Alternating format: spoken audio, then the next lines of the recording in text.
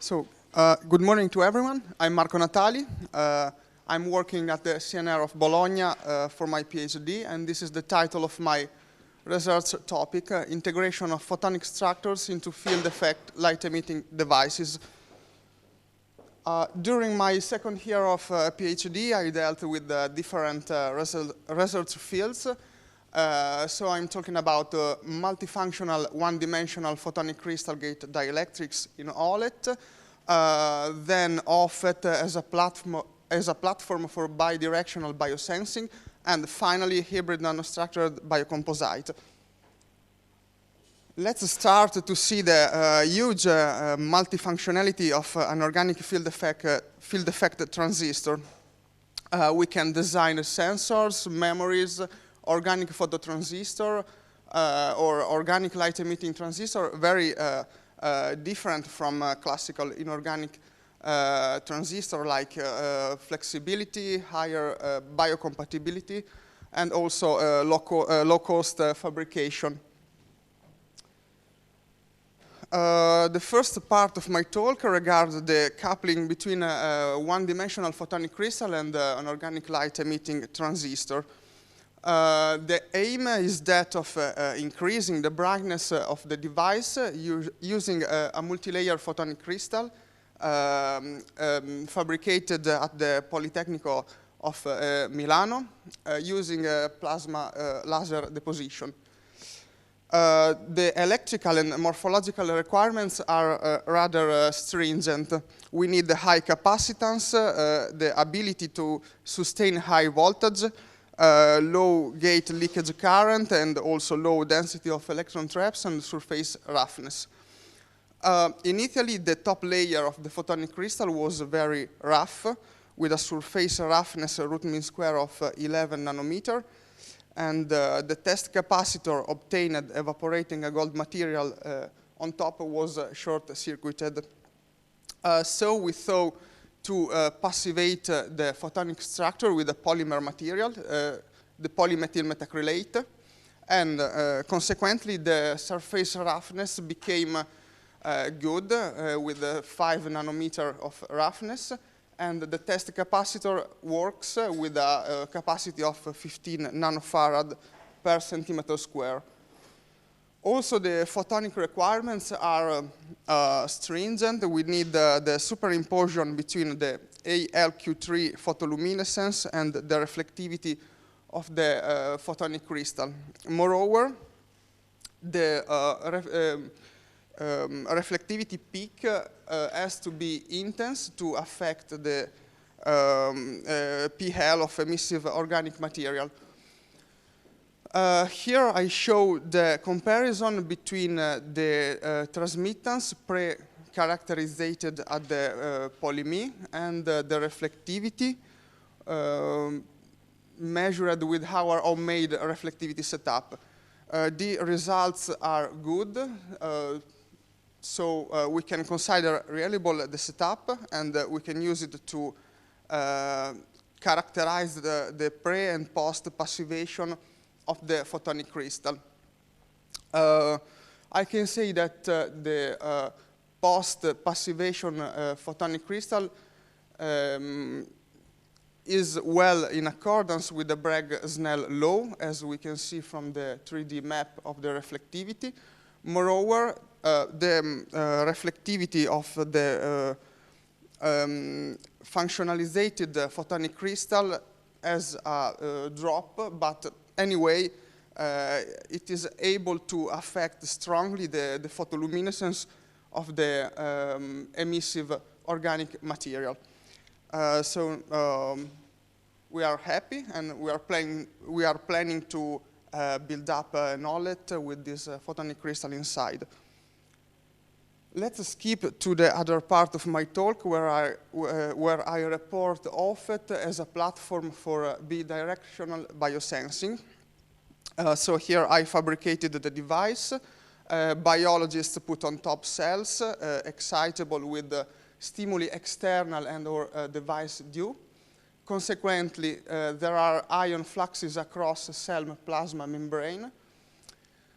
We have an ions and water rearrangement modification of the saline concentration at cleft, and the device is capable to read out cell signal.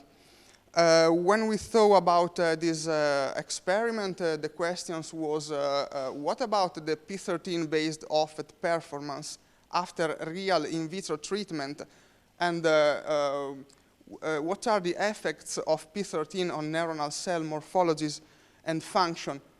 The answers are over there. The P13 structure is invariant after biological treatment, as we can see from the confocal laser scanning microscopy, from the AFM, and from the electrical measurement, we understand that the OFET preserve the field effect transport. Moreover, the P13 preserve electrophysiological properties of neuronal cells. In fact, we measured the typical action potential trace from cells grown on top of the P13 material. Finally, I'm talking about hybrid nanostructured biocomposite. I show in the corner the transformation process of silk optics that starts from the processing of silk cocoons, which are cut, cleaned, boiled, and then dialysed to remove the contaminating sericin. Filtering yield to very clear water-based silk fibroin solution that can be used undoped or doped with biodopants, and that it is what we have done with this material. We have designed a silk fibroin thin film laser. The organic dye used, it is a natural phytochemical and moreover has a lower laser threshold, and it is water soluble. The realization of this structure, the FB structure, was in collaboration with the Tufts University, and we spin coated on top of the structure the silk steel beam mix, and as you can see from the SEM, the silk follows the corrugation of the DFB, and it contains the dye. So we observe lasing emission, and it is well in accordance with the Bragg law. In fact, if we decrease the pitch of the DFB, the lasing peak blue shift. So we have organic laser dye with a lasing threshold 2 orders of magnitude lower than other biocompatible polymer dye DFB laser.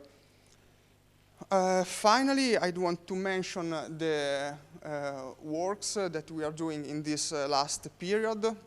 We are trying to build up a 3D photonic crystal, silk-based, and yeah, I can say that we are trying to understand the chemical process. We have no lasing yet, maybe because we have no good infiltration, or probably because we have some problem in the inversion of the structure. I think that we have a silk steel beam polystyrene mix where I should have only air. So we have a translation of the reflectivity far away from the emission of the dye. Let's see the conclusion of my total talk. For the first part, we have obtained a photonic crystal with a surface roughness and a peak of reflectivity suitable to use it in an OLET. Second, we have demonstrated the suitability of P13 as a neuronal biofunctional interface for long-term purposes. And finally, we have realized an organic dye laser biocompatible, so it can be used for application in biophotonics and biological sensors. Thank you, and I'm available for question and curiosity. Any plan for your future activity? I mean, for the next year? Yeah, we want to try to implement the photonic crystal in the organic light emitting transistor, and we have a lot of biocompatible structures, so we want to try to grow cells on top and try to obtain lasing with some cells, single cells lasing, and so on.